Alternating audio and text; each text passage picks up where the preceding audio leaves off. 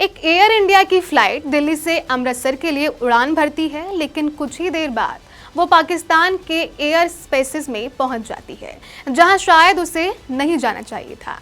अब सवाल ये है कि क्या आखिर ऐसा हुआ कैसे, और इस पूरे मामले में बार बार सुनाई दे रहा एक शब्द नोटाम आखिर क्या होता है।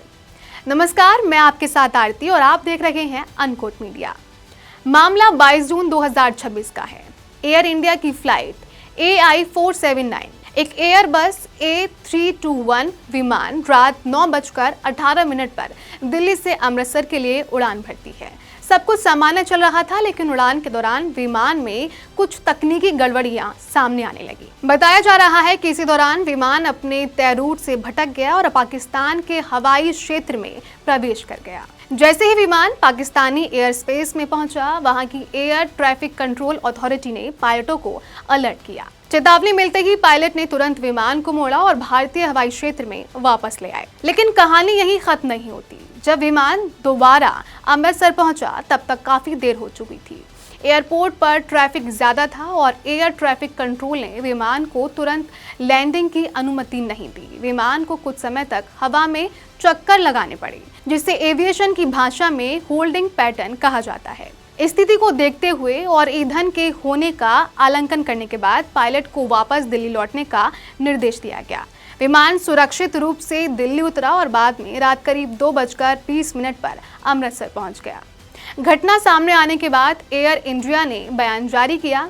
एयरलाइन ने माना कि दोबारा लैंडिंग की कोशिश के दौरान विमान कुछ समय के लिए पाकिस्तान एयर स्पेस में चला गया था। कंपनी ने कहा कि मामले की जानकारी संबंधित नियामक एजेंसी को दी गई है और आंतरिक जांच जारी है। अब आते हैं उस शब्द पर जिसकी चर्चा इस घटना के बाद सबसे ज्यादा हो रही है, नोटाम। नोटाम यानी नोटिस टू एयरमैन। इसे ऐसे समझिए जैसे उड़ान भरने से पहले पायलटों को दिया जाने वाला एक बेहद इंपॉर्टेंट डिजिटल अलर्ट, जिसमें बताया जाता है कि किस रूट पर खतरा है, कहां एयर स्पेस बंद है, मौसम की क्या स्थिति है, कौन सा एयरपोर्ट प्रभावित है और कौन से नियम अस्थायी तौर पर लागू हैं। यानी पायलट के लिए ये एक तरह का ज़रूरी सूचना पत्र होता है, जिसे पढ़े बिना उड़ान की कल्पना भी नहीं की जा सकती। दरअसल अप्रैल 2025 से भारत और पाकिस्तान ने एक दूसरे के विमान के लिए एयर स्पेस बंद कर रखी है। इस प्रतिबंध को हर महीने नोटाम के जरिए आगे बढ़ाया जाता है। यही वजह है कि एयर इंडिया की इस घटना ने सिर्फ तकनीकी सवाल ही नहीं खड़े किए, बल्कि एयर स्पेस सुरक्षा और विमानन नियमों को लेकर भी नई चर्चा शुरू कर दी है। फिलहाल जांच जारी है और सबकी नजर इस बात पर है कि आखिर विमान अपने रूट से कैसे भटक गया। आप इस पूरे मामले को कैसे देखते हैं? अपनी राय कमेंट्स बॉक्स में जरूर बताइए और जुड़े रहिए अनकोट मीडिया के साथ।